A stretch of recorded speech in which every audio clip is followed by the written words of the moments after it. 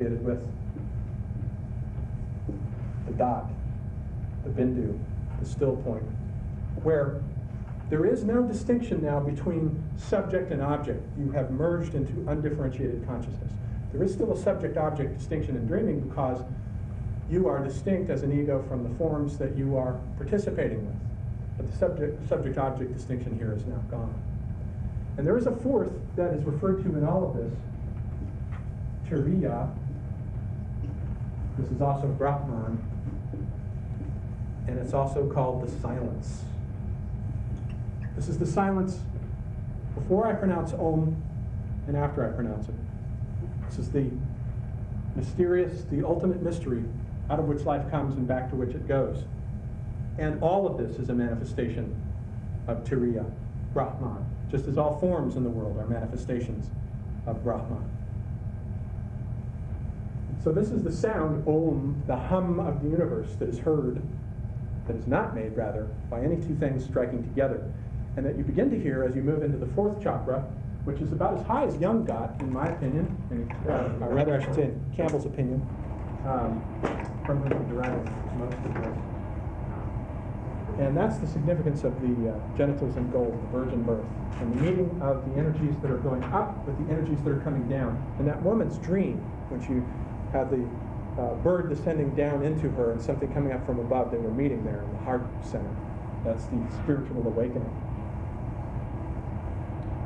And Jung says generally, in his opinion, this is as far as Western civilization has gotten in terms of its spirituality.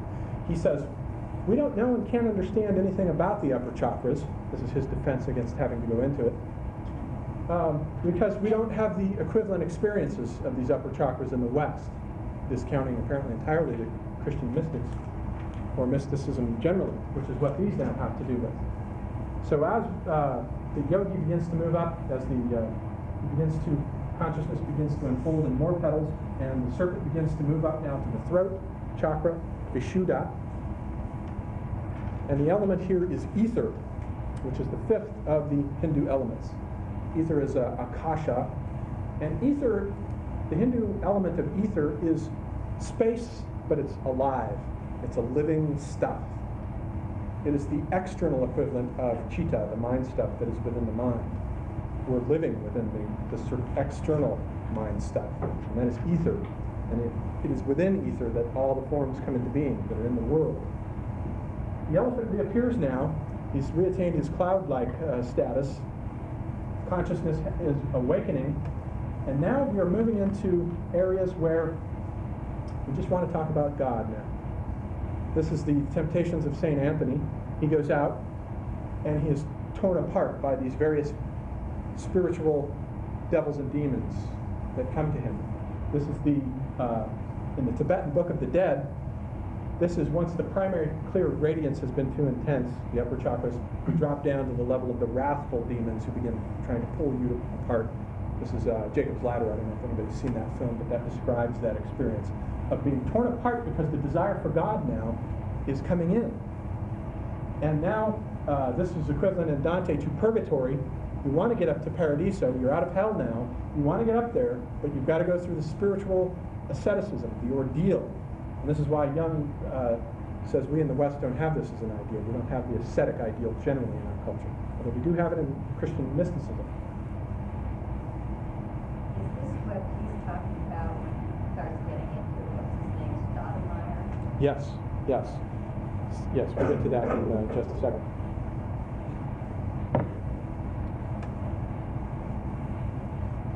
So that's the level of the throat. One more question. Yes. It says that, you said that that's as far as you could, that Jung thinks we can get is the heart chakra in Western. Correct, yes. Or as far as we have gotten. He says we have still to go up toward these others in our tradition, perhaps. Because we have no mythology. Yeah, we don't have the experiences. Right, exactly. No myths and so no experiences for these upper levels. But he's neglecting the whole Christian mystical tradition. He's not discussing it, but it's in there. It is in the West, but it's not in the mainstream of the West. Okay, so we've moved up now to the Agya, which is the chakra between the eyes. How do you A-J-N-A, Agya. And this is the level in the pharaohs. They have the Uriah serpent rising. That's the Agya chakra. And there's a goddess here called Hakini. She appears. I'm not sure what her symbolism is. And the lotus petals, you'll note, have reduced to 2. And Jung said this reminded him kind of a flying egg. He goes into all this symbolism about what it might represent, but it doesn't have anything to do with what the Hindus are after. The sound of Om is now written out here again in its, the dancing Shiva is a physical version of the actual syllable of Om, which is now written out here. Om is coming in, and it's the primary thing now, and the vision is the beholding of the beatific vision in the mind of God, or one's chosen deity, Ishtadevata. One has chosen a deity to meditate upon, and this corresponds to Dante's vision of the Trinity. You're just concentrating on God now. Now Zimmer discusses this threefold process in that essay of what Hindu art is all about. Hindu art is absolutely, in traditional Hindu art, non-secular. It's all sacred, and it is there for the practice of spiritual discipline. Hindu art is not meant for beauty and aesthetics, and it should not be understood in terms of Western aesthetics, but is meant to transform consciousness.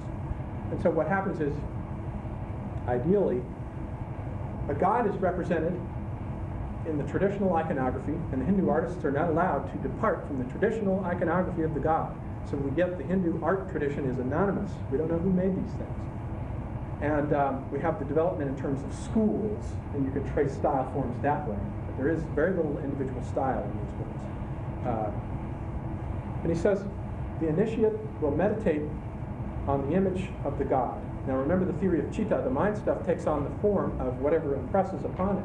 So now the form of the god is impressed upon the mind, and one contemplates it.